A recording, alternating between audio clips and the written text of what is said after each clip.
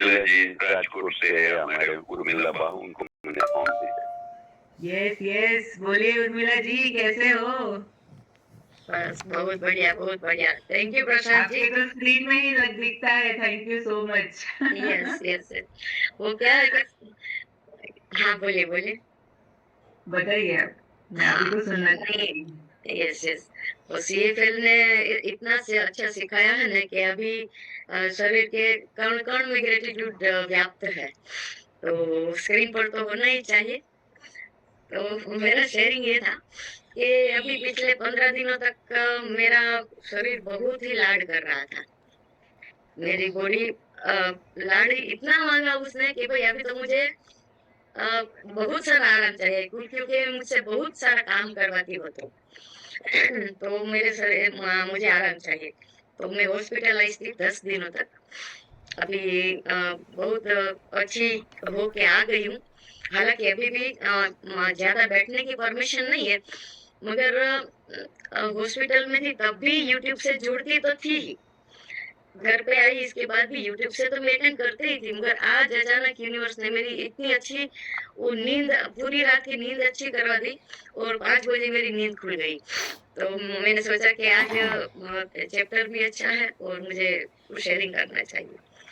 तो जैसे सीएफएल ने सिखाया है कि हर बात से क्या अच्छा है वो ढूंढना है।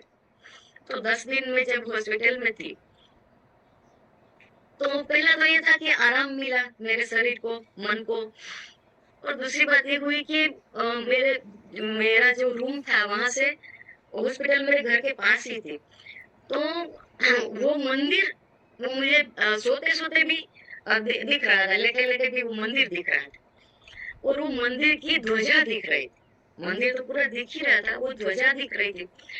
तो मैंने सोचा कि मेरे घर से भी कभी ये अच्छी तरह से वो ध्वजा दिखाई नहीं दे रही थी। तो ये मेरे लिए कितना अच्छा हुआ कि मैं पूरा दिन वो ध्वजा देख सकती थी। और मैंने सोचा कि ध्वजा से मैं क्या सीख सकती हूँ, ध्वजा मुझे क्या सिखाती। तो ध्वजा ने मुझे सिखाया कि सुबह सुबह मंद मस्त आराम से चलना है, ऊर्जा से चलना है, स्वस्थता से चलना है, स्फूर्ति से चलना है। जैसे जैसे दोपहर आती जाती है, थोड़ी सी हवा कम होती है, तो थोड़ी सी उसमें स्थिरता आती है।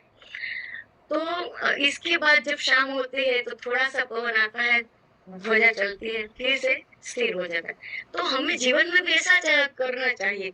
जब भी हम उम्र उम्र में छोटे हैं, बाल्यावस्था में, युवान अवस्था में है, तो हमें एक प्रकार की ऊर्जा होनी चाहिए, एक प्रकार का उत्साह होना चाहिए और एक प्रकार का कुछ नया कर गुजरने की दृष्टि होनी चाहिए। और जैसे ही हमारा सितारा बुलंद पर हो, तो हमारे हमारे में क्षमता होनी चाहिए। हमें क्षमता रख के हमारा जीवन जीना चाहिए और वो जीवन ऐसा जीना चाहिए कि दूसरों को प्रेरणा मिले।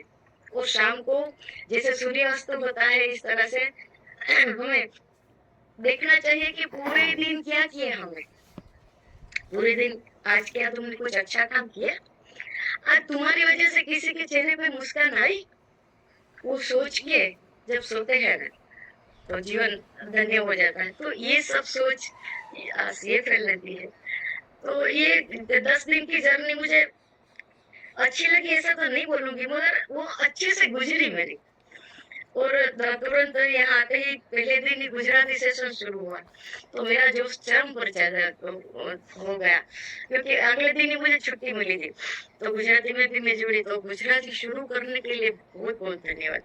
क्योंकि काफी लोग मुझे बोल रहे थे कि गुजराती चालू कराओ, गुजराती चालू कराओ। है ना, वो कुछ पॉलिसी डिसीजन है, बोलते थे कि नहीं नहीं आपकी तो बहुत लागू है उन शाह फैमिली से, आप कुछ करवाइए, आप कुछ करवाइए। तो ये जो हजारों पार्टिसिपेंट का जो मन आनंदित हुआ ने, जो खुश हुआ ने, उन सबकी खुशी मेरे में आ गई थी। तो ये सब ये सेशन शुरू करने के लिए भी बहुत बहुत धन्यवाद। काफी सारा शेयर करना है, फिर कभी करूंगी। Thank you, thank you, thank you, thank thank you so much Urmila ji, आपने बहुत सटीकता से अपना पूरा शेयरिंग किया। आपने देखिए, हॉस्पिटल में जाके रहना और 10 दिन रहना वो आसान नहीं होता है। कहीं ना कहीं मन में वो दुख और परेशानी को सहना होता है। और उस समय भी क्या अच्छा है उसको देखना वो आसान नहीं है।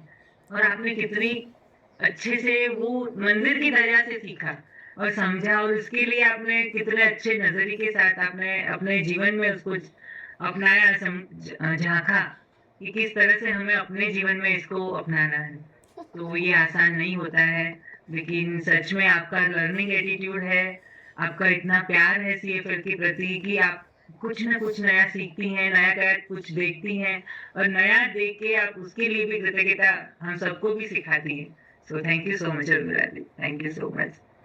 Thank you, thank you, thank you. Thank you. Yes, ma'am.